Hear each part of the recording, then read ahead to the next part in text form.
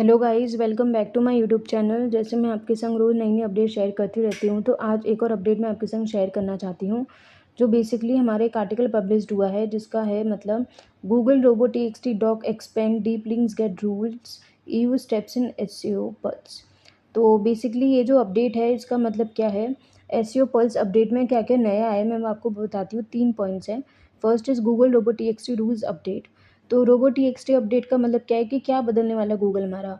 Basic में अगर हम समझने जाएँ तो रोबोटिक्स हमारी कौन सी फाइल होती है, जो ये बताती है हमारे गूगल को, गूगल के बेसिकली बॉट्स जो होते हैं, क्रॉलर्स होते हैं, उनको बताता है कि हमारी कौन सी वेबसाइट का वो पार्ट है जो आपको क्रॉल करना है और कौन सा आपको क्रॉल नहीं करना है।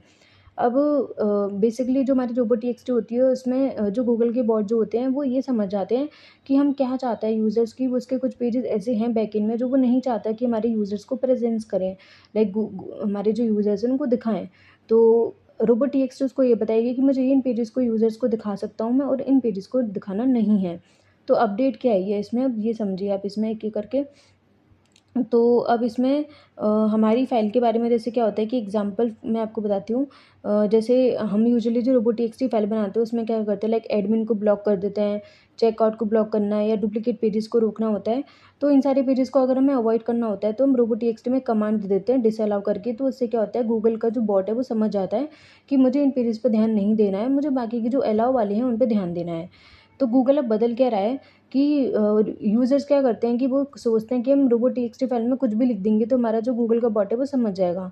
तो कॉमन मिस्टेक्स यही करते हैं यूज़र्स, जिसकी वजह से गूगल का जो बॉट है वो थोड़ा और ज़्यादा इसके ऊपर ध्यान देने की कोशिश कर रहा है, ताकि जो हमारी जो भी गलती करते हैं यूज़र्स उनको मतलब ठीक कर सकें। तो बहुत सारी वेबसाइट क्या करती है, रोबोटिक्स में गलत रूल्स को लिख देती है। मतलब किसी-किसी को समझ नहीं होती तो वो क्या करता है, जो उसको समझ में आता है उसके हिसाब से लिख देता है।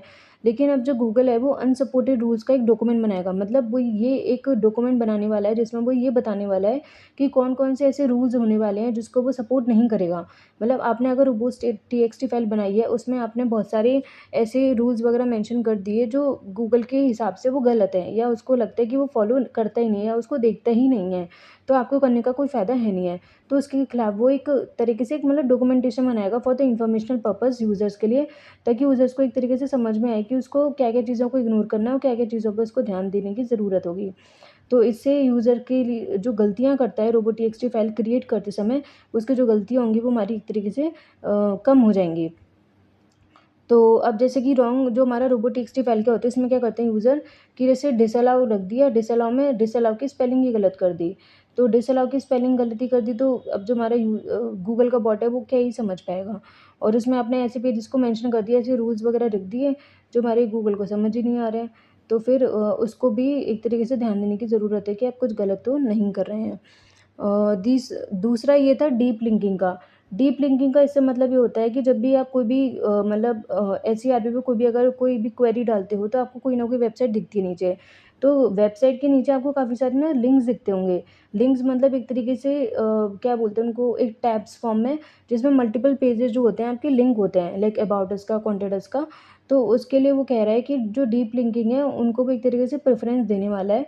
इसका एक बेसिकली जो न उसका ये माना जाता है कि जो यूज़र है बेसिकली बहुत ईज़िली जो है नेविगेट कर पाता है हमारी वेबसाइट पे। तो उससे ये होता है कि यूज़र नेविगेट कर पाता है तो ईज़िली उसको एक तरीके से उसने एक स्ट्रक्चर फॉर्म में बना दिया।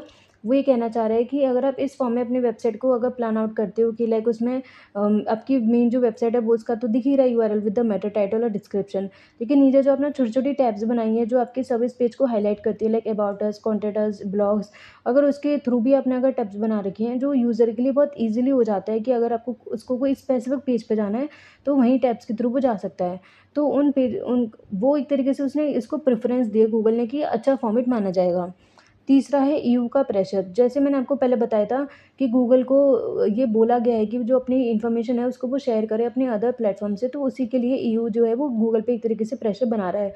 तो जैसे अगर ये प्रेशर बनाना स्टार्ट कर रहा है तो अगर कल को उसमें कुछ भी अगर शेयर करने की अगर उसने इन्फॉर्मेशन को पास आउट कर दिया, तो जैसे मैंने आपको पहले बोला था कि अगर इन्फॉर्मेशन पास होती है तो आपके लिए जो कॉम्पिटिशन है वो बढ़ जाएगा।